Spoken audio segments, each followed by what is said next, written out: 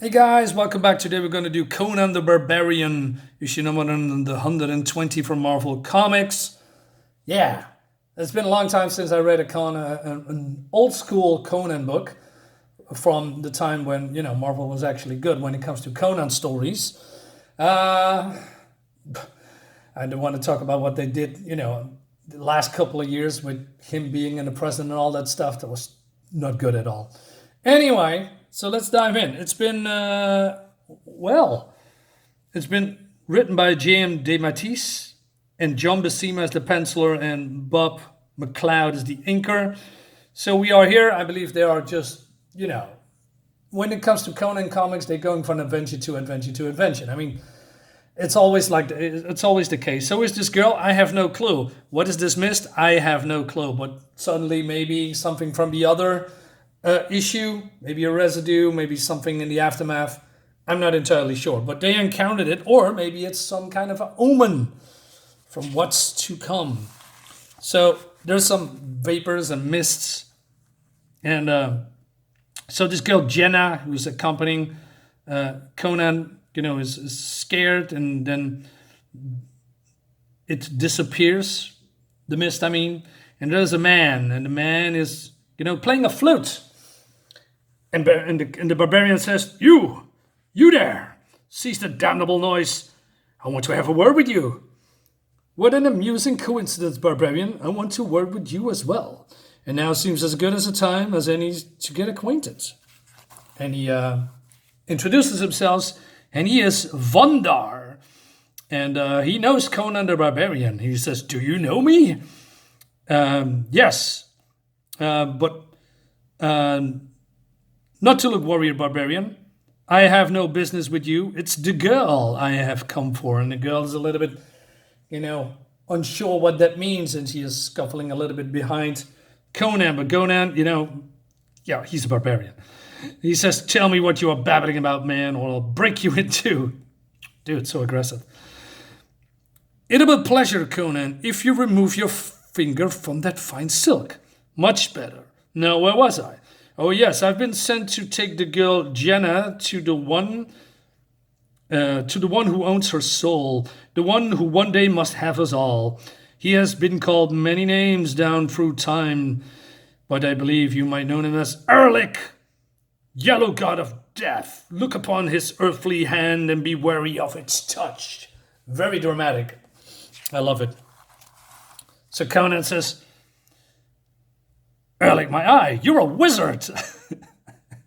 I always love it when people say that. And but he says, basically, Conan says every time where he goes, there is some wizards and monsters, and every time he encounters them, and he says, I tell you this, Vaandhar, I'm sick of it. Then by all means, Cimmerian, have at me. It's been too long since I heard the sweet clanker of clashing steel. Far too long. So they are having a sword battle, if you can call it that. And Conan says, he compliments the wizard because he says that he's very good with the blade. As are you, my friend, astonishingly good, he says. But then he says that, this is taking too long. I can convince you that I am not some power-mad magician, but a true servant of death. That should be simple enough. If you serve death, then let me slay you and have your master raise you again. Very smart, Conan. So, and he actually does that. He says, that's a splendid idea, barbarian, and he throws himself on the sword. And Jenna is basically very happy that that's happening, and she says, that guy's mad, let's go out of here. But then Conan approaches the body. Aye, but I wonder what this wanted with you. Not that he ever tell us. Wizards, like all men, tend to stay dead once got it. I'm glad you said that, Conan. And he just looks fun. What's going on? Perhaps you now believe any claim and permit to me explain. So he tells the story about that Erlik wants to have the soul of Jenna because he was supposedly to die in the last issue, and it seems that the mystical plague healed her, much to Erlik's chagrin. Is that how you say it? So, and Conan says, you've come to taken her from to him. Well, and then he says, no, I'm just more like a judge. Should the girl's deed prove her worthy of his gift of continued life, then I will depart. If not, then Jenna will. Jenna? She's gone. Well, of course, because she's fearing for her death and she don't want to be judged, just in case. So she is running away. And then she is here at the camp and screaming for help. And there's guys coming out. And then she realizing that this is a band of, how do you say, criminals? And they are basically admitting that they are looting and robbing people and, caravans of, gold through this area. And but then Jenna lies and she says, no, I'm no spy. I ran away from a master, a very wealthy man, a prince, and he's with his servants in these very woods searching for me. They got jewels on them. Oh, so many jewels. I can help you ambush them. What? Damn it, girl, why did you do that? So this guy is, being, basically she is, they believe her and they go upon their way to meet Conan, not knowingly that he is not a prince and is not wealthy at all. And so they have a chit-chat about, who Jenna is and, so he says, is she your girl? But then he says, well, no, although she would have if she thought it could fetch a good price on the open market. So, but basically, in believe in the other comics, she was treated poorly, and he's here to see if she is, being taken care of and treated fairly. But then, here's the ambush with all these guys. So Conan comes in, and Vaandhar is having the time of his life. Being a how do you call these kind of guys? It looks like a Puss in Boots, it's probably a very bad example, but Zorro maybe. He is, killing people left and right in the name of justice or whatever.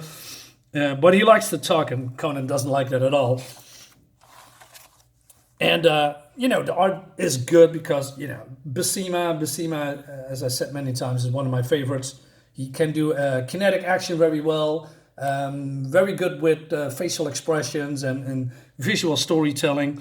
So these guys realize that they are outclassed and that they've been duped by the wench. And so Vaandhar says, what wench? And then, So she tries to get away and they stop her. And she says, let me go. I have done nothing wrong. And so Vaandhar says she's in my charge. And so this I want to say pirate, but that's not the case.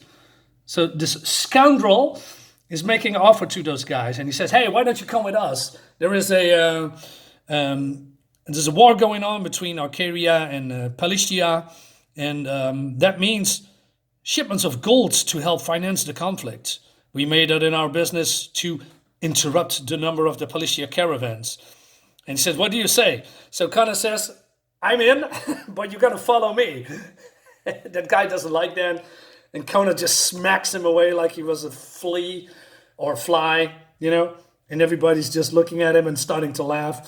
And they say, well, Conan is getting the biggest cut of all. I like that. So later, they're having a chat at the campfire, and Conan is very curious about Vaandhar. And he says, are you a man or some undead demon in human disguise? Well, and he says, well, I'm human, born of a woman, heir to the sufferings of the flesh. But I walked this world ages ago, before the oceans drank Atlantis. Damn, I love this dialogue. When the proudest nation of this war-torn planet was Valusia, land of enchantment. So he was, raised to be a scholar, but he didn't like that. So he is going into battle and becoming a soldier, I guess. And he is making names for himself, but at one point, fate catches up to him and he is, dying on the battlefield. But then there's a dark cloud above him and a hand reaches out and they thought it's death. It is death, but it's Erlik as well. And he says, even the god of oblivion, I learned, knows respect for the noble warrior. His booming voice ran in my mind, offering me an escape from the forever sleep. Come, he implored, serve me in the Darklands and you will have honors uncounted and adventures eternal. And think of it, Conan, an eternity of adventure. Who could refuse? So, willingly, I gave up the ghost and slipped off into the icy realm, and thus I served Erlik for some thousands years. And Conan has although he doesn't say it, looks at him and there's some respect there, from what he's done and how much he suffered. But then also Jenna does that as well, but using her, female skills to basically seduce Erlik. And Conan has that, heard that before, that tone, because it has been whispered in his ear also often. And but Erlik, still a man, Vaandhar, still a man. He succumbs and he says, it's been 1,000 years since I've been with a woman. And, Conan just turns around because he doesn't care at some point.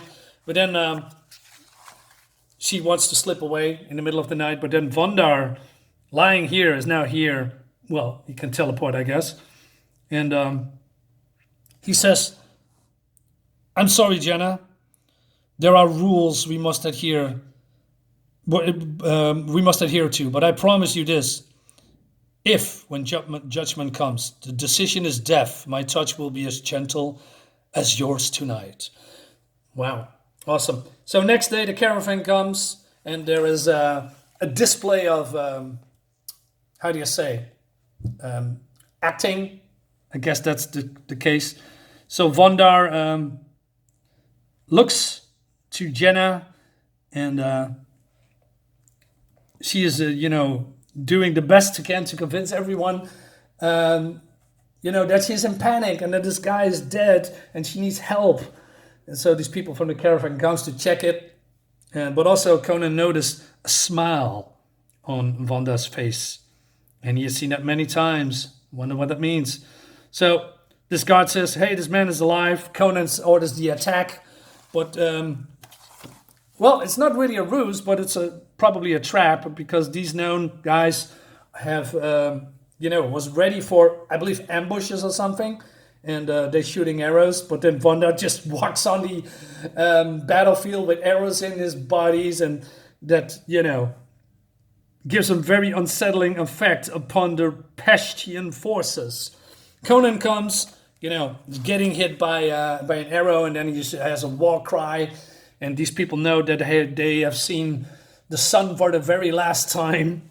And, we meet Conan the warrior, Conan the avenger, Conan the conqueror.